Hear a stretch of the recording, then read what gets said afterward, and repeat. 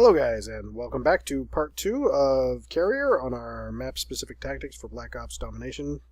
This is Flag A, and Flag A kind of looks really open, but it actually ended up being a lot better off than I figured it would be. And again, that comes from all the debris, so to speak.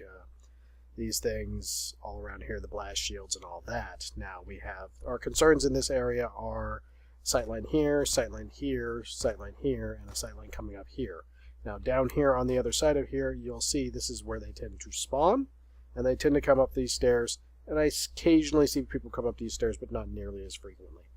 It's also a very popular place to go down into if you are using a score streak that requires you to be away from your ragdoll, your body, so to speak, your load stars and those sort of things. These are great places, like right back in this corner, where you can go and you can generally not be seen while you're doing it. So, attacking. Your home flag is C and you're attacking the A flag. Well, we want to be right over in this area. Just kind of over to the side in between this little X and the white mark. And the reason for this is, at that point, we have one guy over here, one area over here, and we have these two areas. So if I'm attacking, I don't really need to pay too much attention to this. That's my area. This has blocked me off from this whole way direction. And essentially, peek here, swing, peek here, swing, and you get yourself the ability to cover this area. Now, let's say I'm taking this flag back, and that flag happens to be my home flag, and they have been playing really aggressively. Well, I'm going to want to be on that X right there. And that's a really good spot, because you'll always be able to see it, even if you're not paying attention. And that X is going to give me two things. It's going to give me similar cover out of this. If you look, you'll find that the only way this guy on this plane could shoot me is if he's on top of the plane. Now, the other thing is, you'll notice down here, I have a nice clear line of sight. It gives me a line of sight on anybody coming back to defend their flag coming out of here or coming around this corner. And the only other part I've got to worry about is here. Now, again, it's a small sweep with an occasional peek that way. So you get a little sweep, about 20 degrees, and then a peek over there occasionally to see if anybody's climbed up on top of that airplane.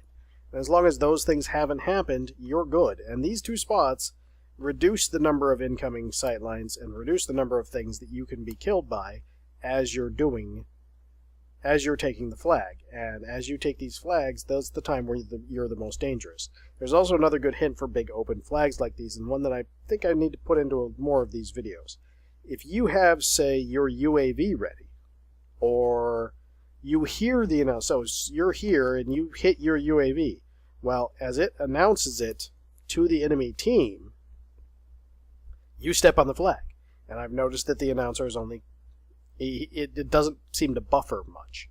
So oftentimes the flag will start flashing, but they'll never hear you're capturing the flag. They'll just hear enemy UAV, incoming enemy UAV.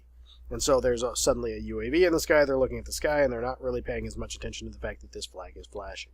And that makes this that can make this flag a lot easier, any flag in general, if you can get them distracted, not let them know, not give them that verbal cue that you're capturing the flag. You know, that's going to save your life. You know, maybe you throw that ever so great stealth chopper that the Eye in the Sky announces to everyone in all the world. Enemy stealth chopper incoming.